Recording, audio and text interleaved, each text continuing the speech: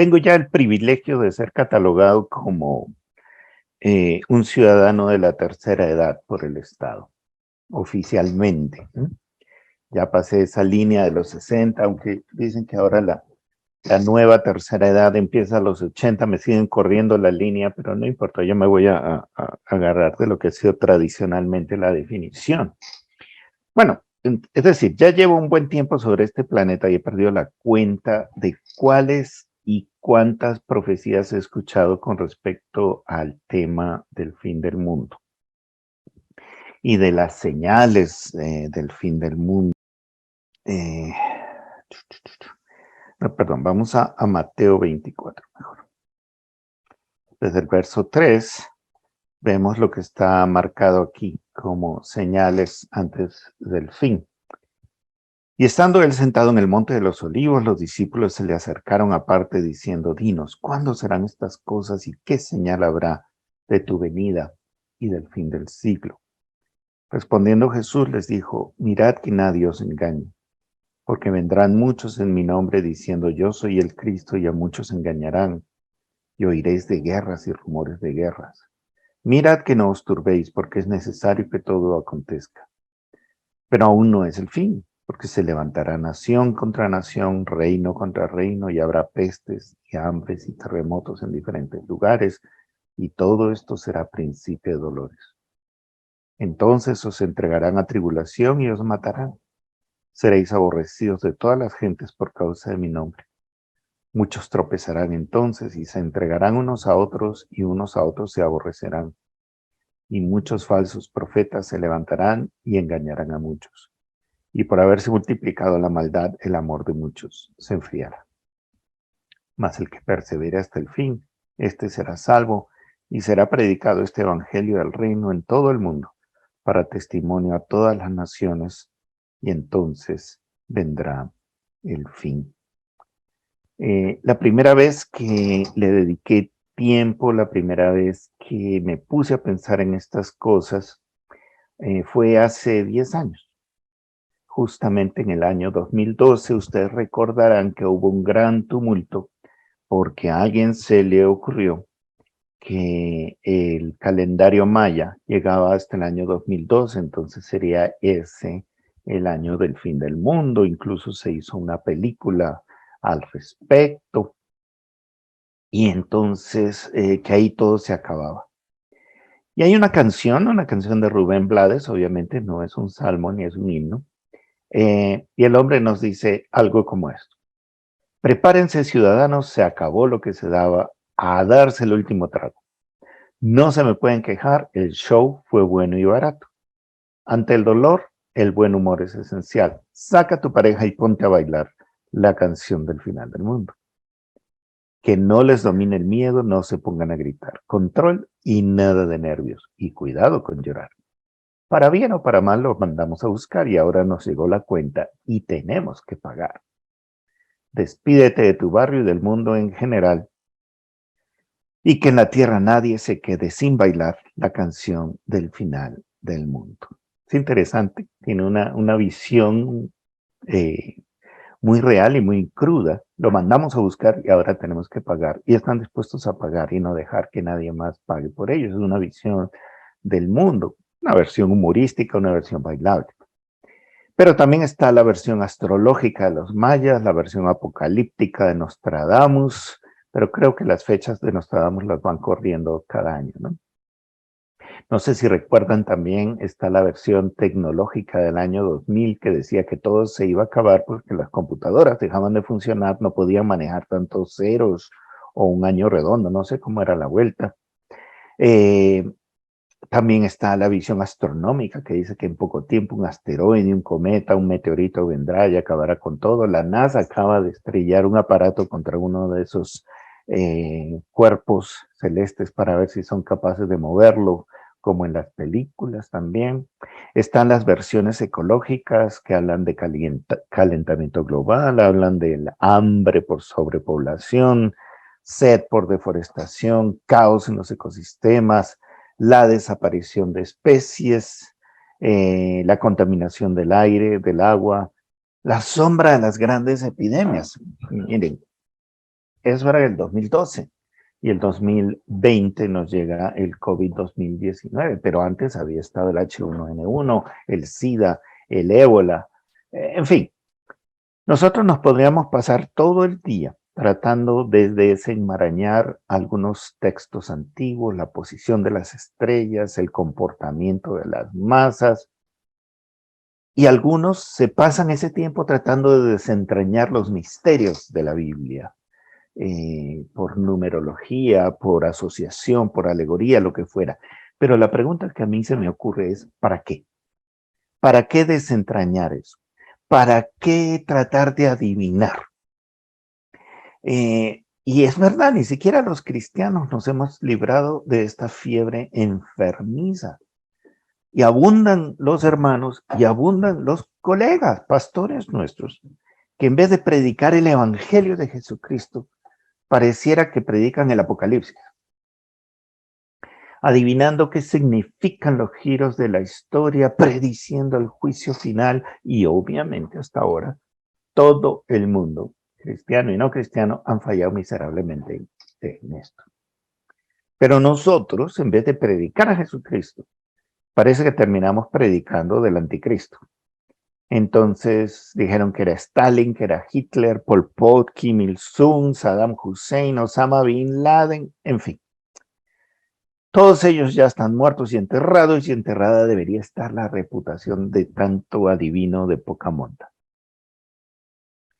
Pero preguntémonos, ¿por qué esa morbosidad enfermiza con este tema del fin del mundo? Pensemos por un momento. ¿De qué aprovecha andar tratando de adivinar una fecha que la Escritura nos dice que solo el Padre conoce? ¿Qué diferencia hay entre el fin del mundo y mi propio fin personal? Ya que preguntarnos si algún día esto se va a acabar es como preguntarse a un nivel más individual, ¿algún día me voy a acabar yo? ¿Moriré algún día? ¿Cuándo? ¿Cómo? Y yo no sé ustedes, pero yo considero que es una bendición no tener respuesta a esas preguntas. Yo no quisiera vivir pensando que me quedan 1235 días con 20 horas y 35 minutos. O peor, pensando cómo va a ser y sufrir por adelantado. Pero eso hace que la primera pregunta sea absurda porque la respuesta se sabe, sí, vamos a morir. Gracias a Dios no sabemos la gran mayoría de nosotros ni cómo ni cuándo. Pero a nivel general y de la misma forma la pregunta de que si este mundo se va a acabar, pues sí, también. Este mundo se va a acabar totalmente algún día y por lo tanto la pregunta termina siendo irrelevante. Y entonces, ¿qué importancia tiene si morimos aplastados por una montaña que nos cae encima porque es el fin del mundo? ¿O morimos aplastados porque nuestros vecinos hicieron un hueco más grande del que debían para arreglar su casa y tumbaron la nuestra? No hay diferencia. Entonces, si eso no es lo importante, ¿qué es lo que sí importa?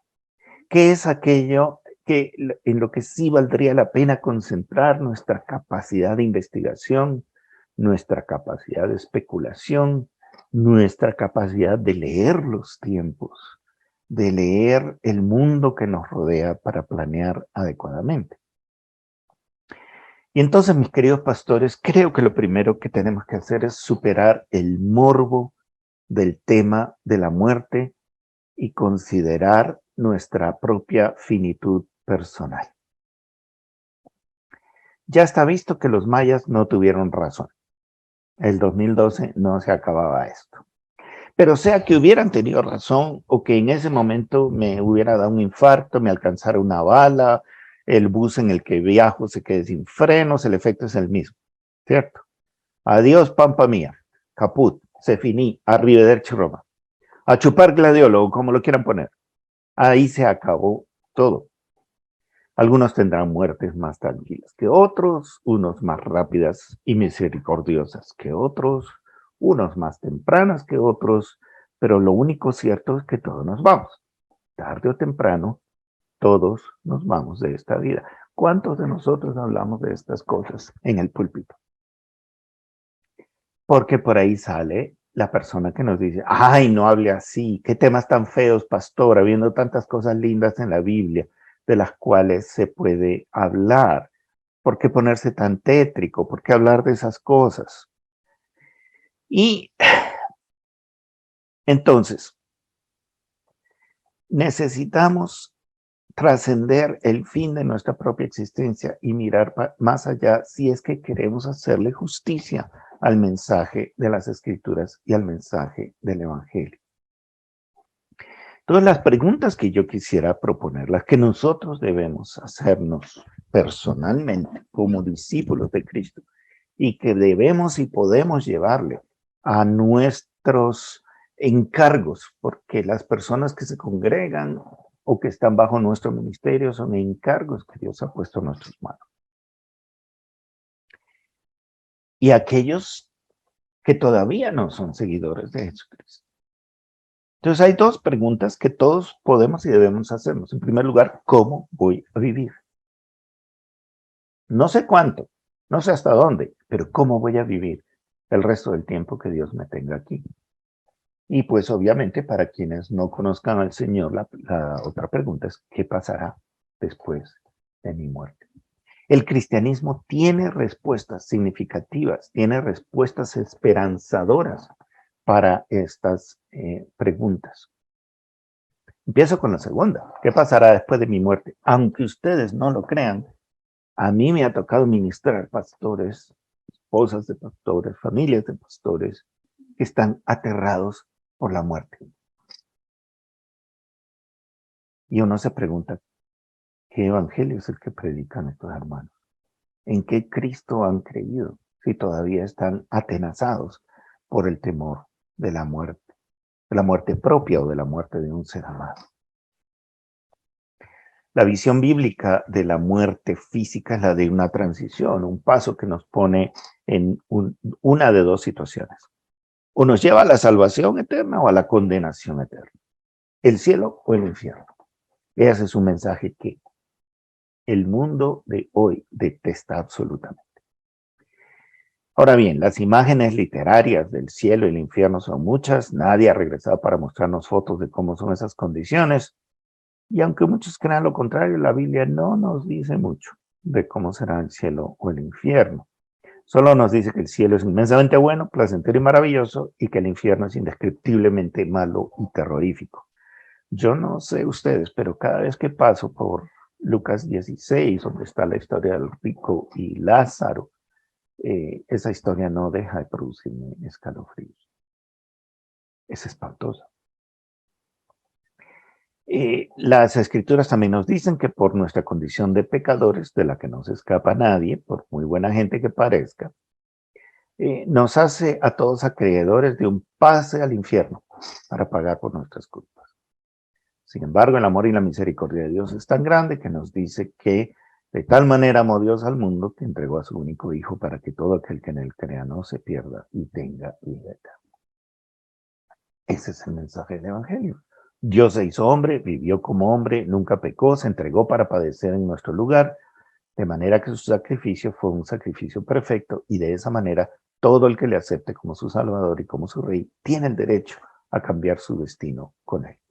Le entregamos nuestros pecados, Él nos da su justicia, su perfección. Él recibe el castigo y nosotros recibimos la aceptación de Dios. Él es abandonado por Dios, nosotros somos recibidos en su presencia. Él recibió la condenación que nosotros merecíamos y nosotros recibimos la salvación que no merecemos. Entonces la respuesta a la primera, bueno, a la segunda pregunta, pero la primera que hemos considerado es relativamente sencilla. Quienes han recibido a Cristo en su vida, quienes han aceptado su amor, su gracia, su misericordia, su soberanía, al morir verán a Dios. Y resucitarán para vivir eternamente bajo la gracia de Dios, gozando de todo lo bueno, lo puro, lo santo, lo dichoso, lo hermoso que se puedan imaginar. En contraste, quienes hayan rechazado el amor de Dios en Cristo resucitarán para una eterna condenación, para castigo y para todo el tormento que merece quien peca. Pero recuerden, pecamos todos. Entonces, hermanos, en nuestra presentación del Evangelio, en nuestra presentación de Cristo, cuando hablamos de Dios, aquellos que no lo conocen, no podemos escaparnos de eso. Que presentemos solo mensajes bonitos para atraerlos, ya después les contamos de los demás. Eso no funciona. No hay salida. Es este el mensaje. Y el mensaje en los últimos tiempos tiene que ser todavía más urgente. Y tenemos que decirles que tienen el derecho de creer o no creer. Para eso son personas libres. Pero eso es lo que la Biblia, la palabra de Dios dice. Una cosa es morir con Cristo y otra muy diferente, morir sin Cristo. Si quieres saber cuándo será el fin del mundo, supuestamente para prepararte, porque mejor no te preparas de una vez, asegurándote la salvación. Necesitamos decirle a la gente con urgencia que hoy puede decidir. Mañana, de pronto. ¿Quién sabe si el próximo año? Pero nadie tiene la vida asegurada y no todo el mundo escucha cosas como, Señor, usted tiene 6 meses de vida, arregle sus asuntos. Hay gente que muere sin darse cuenta, de un momento a otro, intempestivamente, siendo jóvenes y sanos, pum, de un infarto se cayeron al piso y ni se dieron cuenta. Pero eso no es todo.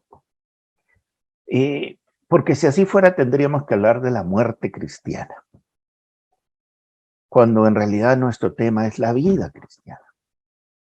Porque no podemos olvidar que Dios nos ofrece en Cristo no solamente una vida después de la muerte. La vida eterna no empieza cuando morimos. Cristo nos ofrece vida aquí, hoy, ahora. Vida abundante. Vida de gracia. Nos ofrece su paz, su presencia, su fuerza, su amor, su protección, un sentido para la vida, una causa por la cual vivir y millones de razones para hacerlo.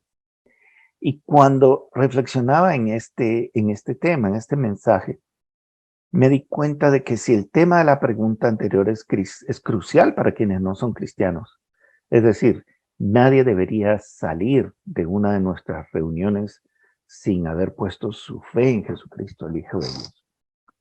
Esta segunda pregunta le debe hablar a quienes ya somos cristianos, a quienes tienen la salvación asegurada, a quienes ya tienen esperanza de eternidad. ¿Cuál es esa pregunta? Hoy, aquí, jueves 6 de octubre de 2022, ¿estás viviendo la vida que el Señor ganó para ti en la cruz del Calvario? ¿O simplemente vegetas esperando el día en que el Señor te lleve a su presencia para recién ahí empezar a gozar de la vida abundante? Hace unos minutos, Leo nos dirigió en una oración por aquellos pastores que están acabados, angustiados, vueltos nada, que están desesperados, que están ansiosos, que están asustados. ¿Dónde están los ríos de agua viva que fluyen de aquel que ha creído en Cristo? De aquel que dice, aunque yo no tenga ni para comer, me gozaré en el Dios de mi salvación. De aquel que dice, yo sé en quién he creído. Y ni la muerte, ni la vida, ni ángeles, ni principados, ni potestades, ni el hambre, ni el... Me río de todo eso, porque nada de eso me puede separar del amor de Dios que es en Cristo Jesús. ¿Somos esos hombres?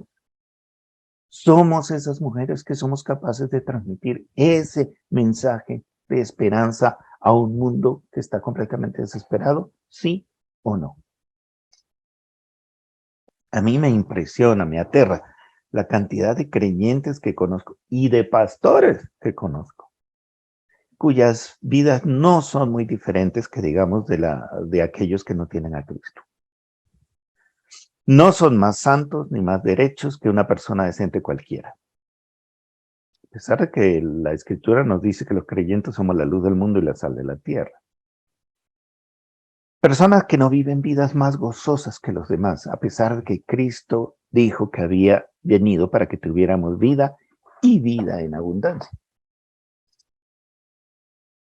Veo creyentes, veo pastores, líderes de ministerios, de quienes no fluyen ríos de agua viva.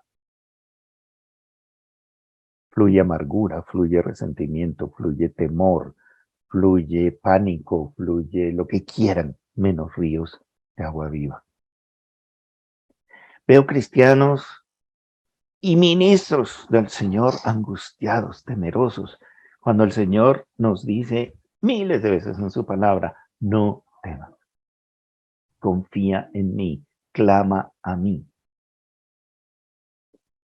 Veo cristianos, veo ministros del Señor dedicando sus vidas a todas las cosas terrenales, acumular poder, acumular dinero, cuando nuestro mandato es a buscar primero el reino de Dios y su justicia, porque todas las demás cosas que Dios sabe que necesitamos van a venir por añadidura.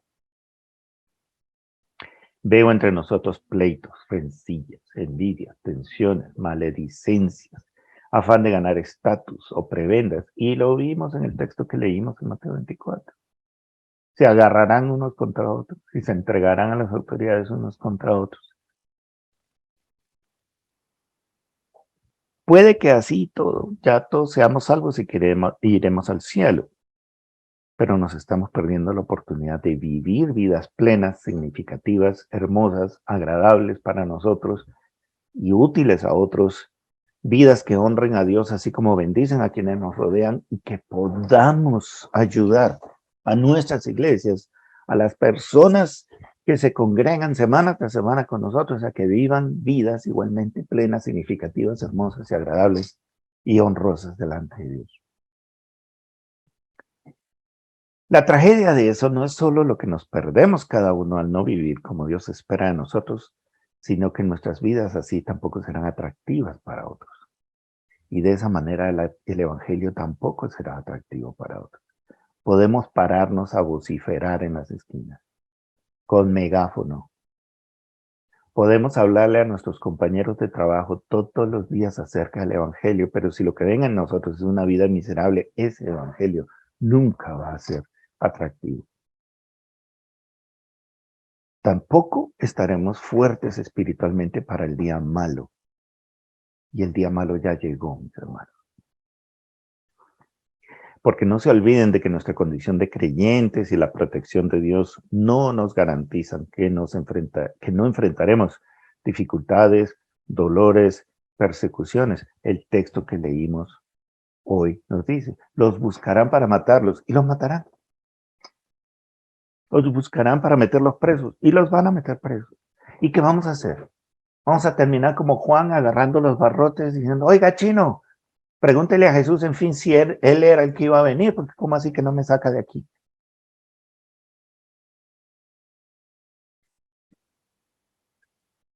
Ya la persecución, el odio contra los cristianos está en fin. El mensaje de evangelio hoy está catalogado como mensaje de odio. Hoy ya hay países nuestros en los que se paga delante de la ley por decir que X o Y conducta es pecaminosa, que no es agradable delante de Dios. Ya somos discriminadores, ya somos portadores de mensaje de odio, ya somos gente que divide a la sociedad, etcétera, etcétera, etcétera. No soy profeta, pero prepárense, porque eso solamente va a crecer. El tiempo malo ya llegó. Puede que no nos demos cuenta, pero la recesión ha empezado. Ya hay países en Europa que eran muy fuertes económicamente que están cayéndose. Ya se sabe, no sé cuántos de ustedes saben, pero yo soy misionero, fui enviado aquí por una iglesia en Escocia y ya hay donantes nuestros que no pueden seguir apoyando. Que aquellos poquitos con los que sacrificialmente nos han apoyado durante tantos años, en este momento puede significar la diferencia entre calentar su casa por unos días o morirse de frío en el invierno. El tiempo malo ya llegó. No sabemos si es una señal más del fin y el fin llega, o pasarán otros 1000 años. Eso no importa. Igual siguen siendo los últimos días. Pero si sabemos en quién hemos creído, si de verdad hemos conocido a Jesucristo, el Hijo de Dios, nuestro Salvador, nuestro Señor, vamos a poder decir con Pablo, a voz en cuello, con total convicción, que sabemos que a los que aman a Dios todas las cosas ayudan a bien. Bueno, ¿y cómo se logra todo eso? ¿Cómo alcanzamos a vivir esas vidas plenas que Dios nos ofrece? Y parece mentira, pero con el Señor las cosas son muy sencillas.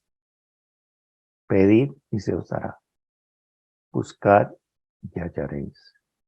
Llamad y se os abrirá. El que no tiene, pida. Clama a mí, yo te responderé. Y así sucesivamente. Entonces, hermanos, necesitamos darnos cuenta de que nosotros mismos o aquellos que están delante de nosotros en un momento dado solo puede ser uno de tres tipos de personas. En primer lugar está el cristiano que está seguro de su salvación eterna, vive su vida pegado a la palabra de Dios, busca su voluntad, disfruta de su relación de Dios como su Padre, su Señor, su Salvador, su Consolador. No es una persona perfecta, no digo que no peque, no digo que se sienta bien o se sienta feliz todo el tiempo, no. Pero es un creyente que enfrenta aún lo que no es agradable con el gozo que trae la convicción inquebrantable de que su vida está en las manos de un Dios de amor.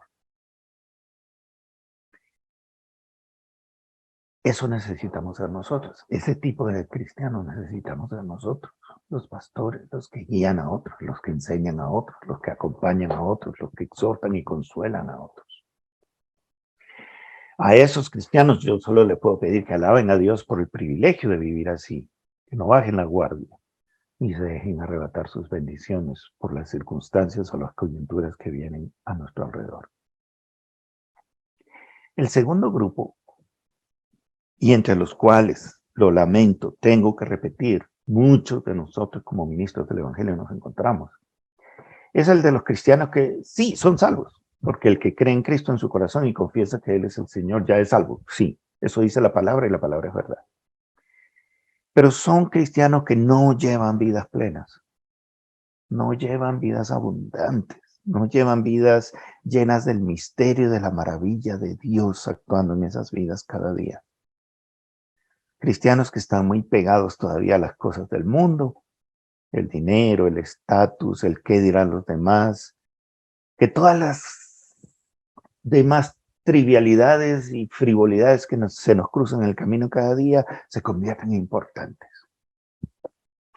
Cristianos que caminan encorvados bajo el peso de las ansiedades, de los temores, de los traumas, de las dudas y de las tentaciones. A esos cristianos, y si en este grupo hay alguno, les ruego, hermanos, arrepiéntanse. Arrepiéntanse y busquen el rostro del Señor, replanteen sus vidas, pongan toda la carne en el asador por Él.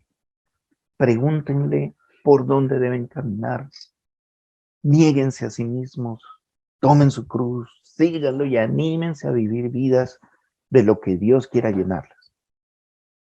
Aunque eso signifique perder el control sobre la vida. Y aun si eso significa sufrimiento. El tercer grupo, en el que espero pues que no haya ninguno aquí en este grupo de pastores, ¿no? Es de quienes no conocen a Jesucristo.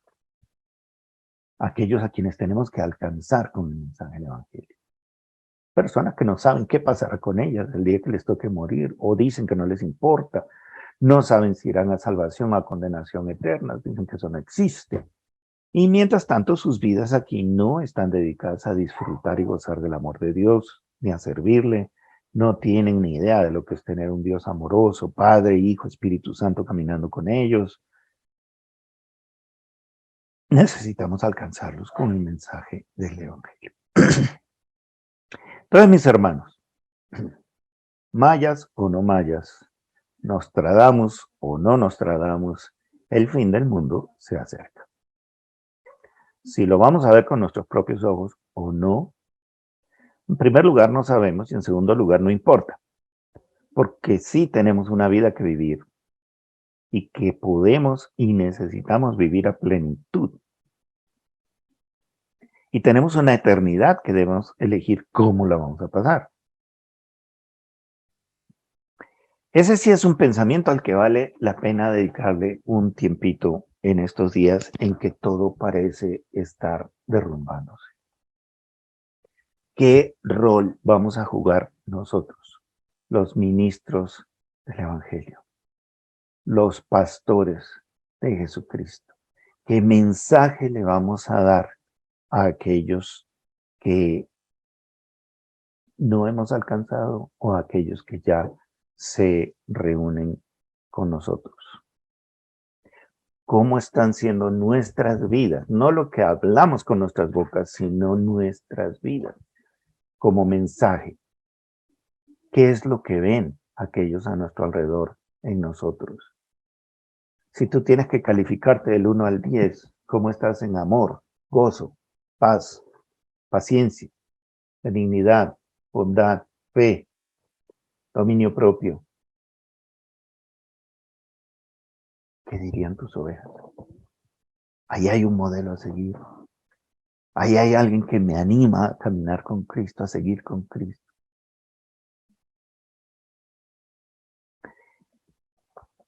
Señor, yo quiero poner delante de ti lo que sea que un mensaje como este causa y genera en el corazón de mis hermanos. Queremos todos someternos y sujetarnos a ti, a tu palabra, a tu voz, a tu dirección, a tu accionar en nuestras vidas. Hay muchas cosas que no entendemos. Hay muchas cosas que no salen como nosotros queremos. Hay muchas cosas que intentan destruirnos, que nos agobian, que nos amenazan.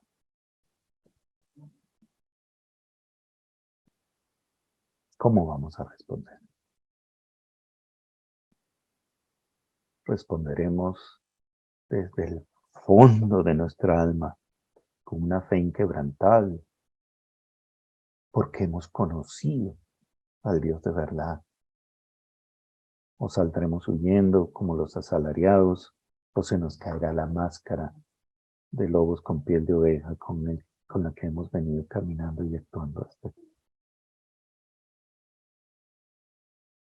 Señor, yo ruego por mis hermanos en el ministerio, porque a quien más se le da, más se le ha de demandar.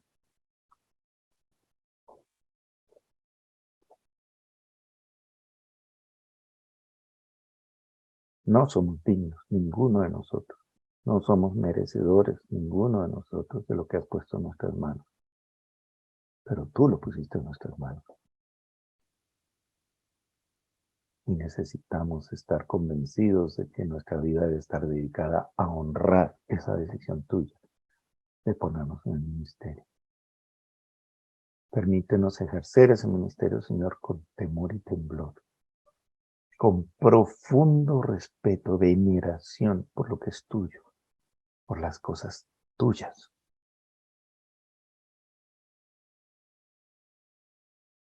Líbranos, Señor, de terminar siendo falsos profetas, maestros que se amontonan según sus propias concupiscencias, perros mutiladores del cuerpo, fieras que acaban adentelladas con las ovejas. Todas esas son expresiones bíblicas de los falsos pastores. Qué miedo, qué angustia terminar siendo uno de ellos. Por eso nos ponemos, Señor, todos en tus manos, pidiéndote que nos hagas hombres y mujeres dignos del llamado que nos has dado y cuyas vidas lleven a muchos otros a preguntarse, ¿quién es ese Dios? Yo también quiero. Bendícenos, Señor, perdónanos, Señor, dirígenos, Señor. Lo rogamos en el nombre de Jesús. Amén.